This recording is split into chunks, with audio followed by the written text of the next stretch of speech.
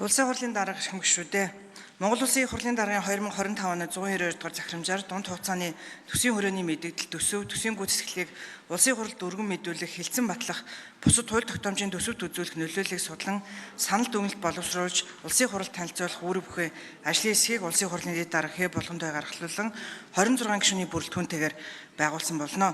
Тус ажлын хүрээнд Монгол Улсын их хурлын 2024 оны 52-54 дугаар тогтоолын хэрэгжилт, гадаад зээл тусламж, улсын төсвийн хөрөнгө оруулалт болон нийгмийн салбарын төсөв, эдийн засаг, дэд бүтцийн салбарын төсөв, төрийн албаагчийн цалин үйлс, нийгэм баталгаа, орон тоотой холбоотой мэдээлэлтэй танилцаж, санал дүгнэлтэд нэгтгэн төсвийн байнгын оронг танилцуулсан болно.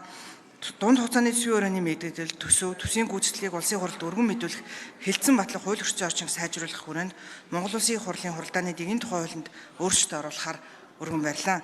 Тус хуульд төсвийн төслийг жил бүрийн 9-р сарын 1-ний өдөр өргөн байрж 11-р сарын 15-нд баталгаар хуульчсан боловч улсын хурлын намрын чуулган 10-р сард эхэлж эхэлсэн даруйдаа төсвийн төслийг хэлцэж эхэлж байгаа нь төсвийн талаар улсын хурлын гишүүд намын бүлэг холбогдох талууд бүрэн танилцах, олон нийтийн хэлцүүлэг хийж үр дүнтэй ажиллах боломжийг хязгаарлаж байгаа тул 9-р сарын намрын ээлжих чуулганыг 9-р сарын 15-ны өдрөөс эхлүүлж төсвийн төслийг намрын чуулган эхэлсэн өдрөөс эхлэн хэлцүүлэхээр төсвийн төсөлтөд танилцах хэлцүүлгийн шинэ үе шат нэмж нийт 5 үе шатаар хэлцдэг байх нэмэлт өөрчлөлт холбогдох хуульд оруулах. Дунд хугацааны төсвийн өрөөний мэдээллийн төслийг зөвхөн асуудал хариуцсан засгийн газрын гишүүний танилцуулгыг сонсож ердийн хуулийн төсөл хэлцэх журмын дагуу улсын хурлд хэлцэн баталж байна. Дунд хугацааны төсвийн хүрээний мэдээлэл нь дараа жилийн макро эдийн засгийн нэн чухал холбогдолтой баримт бичиг тул 4 үе шаттайгаар улсын хурлаар хэлцүүлэх тусгаалсан дэгийг бий болголоо.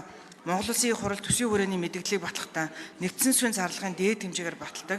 Мөн засгийн газар улсын хуралд нэгдсэн төсвийн гүйцэтгэл санхүүгийн нэгдсэн тайлангийн хамт өргөн мэдүүлээд улсын төсвийн гүйцэтгэл батлах тухай тогтоол баталдаг.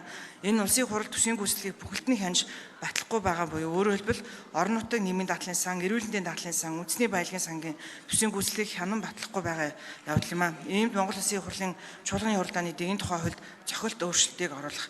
Засгийн газраас дунд хугацааны төсвийн өрөөний мэдээлэл, төсвийн төсөл, хөгжлийн төлөвлөгөөний төсөл, төслийн гүйцэтгэлийн тайлан болон холбогдох бусад баримт шиг тодорхой хугацаанд төсвийн доктортой байдлын зөвлөлд хүргүүлэх, улсын хуралд танилцуулах эрх зүйн зохицуултыг бий болгох.